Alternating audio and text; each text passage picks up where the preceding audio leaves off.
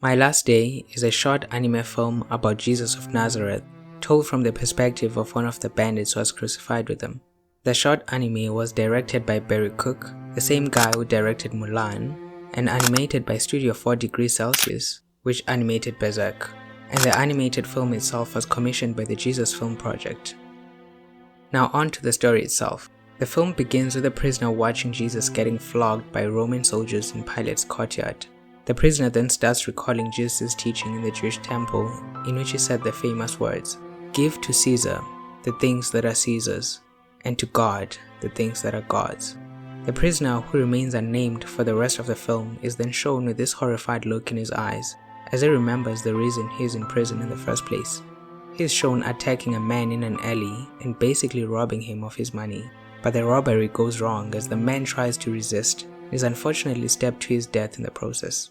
After this, as the flashback ends, the prisoner is shown crying due to his guilt, especially as he sees Jesus, an innocent man, suffer a more brutal punishment than himself.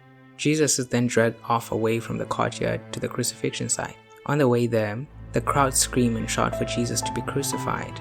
Along with Jesus is the prisoner who was watching him and another bandit, and they are all led to Golgotha, carrying the beams for their crosses.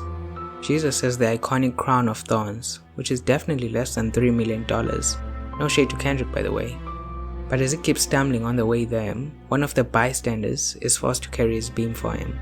When they arrive at Golgotha, they are disrobed and the guards decide to gamble for Jesus' garments.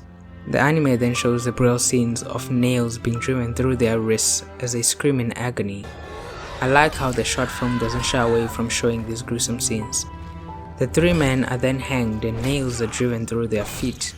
Throughout all of this, Jesus doesn't curse the crowd which is cheering for his death, or the soldiers who are carrying out his execution. Instead, he praised God for their forgiveness. Above Jesus' head, an inscription with the words, "King of the Jews," is written in 3 different languages. At the top is the Greek, in the middle is Latin, and at the bottom is Hebrew or Aramaic. It highlights the most probable reason of why Pontius Pilate ordered the crucifixion of Jesus, as he thought that Jesus wanted to claim an earthly kingship over the Jews, which he considered treason against the Roman Empire. The crowd, the guards, and one of the robbers being crucified all mock Jesus, but he himself doesn't respond to them. The other robber, who had been watching Jesus at the beginning, rebukes the other one for mocking Jesus. He also asks Jesus to remember him when he comes as king. This request is a bold proclamation of faith in Jesus as the Savior, because how could he ask someone who was getting crucified with him to remember him when he comes again as king unless he believed in him? And Jesus responds to this man's faith by promising him that that day they would be together in paradise. Jesus then takes his last breath as he gives up his life, and the sky turns dark as a storm is brewing. A soldier stabs Jesus with a spear on his right side, and blood and water come out. This shows that by the time the soldier stabbed him with a spear, he had been dead for quite some time. This is because medically it takes about 30 minutes for blood to separate into its components, with the denser red blood cells settling at the bottom and the plasma, which is a straw-colored fluid and looks more like water, remaining at the top. Jesus is then shown in paradise with the man as promised, and he says the words, "I am the resurrection and the life. He who believes in me, even though he dies, he will live." The end. This is honestly one of the best Christian animated films I've ever seen. What's quite striking about it is the fact that there isn't a lot of dialogue. Most of the story is told by showing it rather than with words. At its core, the film is about love, humility, and redemption. Jesus, who in Christian theology is God himself by the way, has become a man and his own creation mistreats him.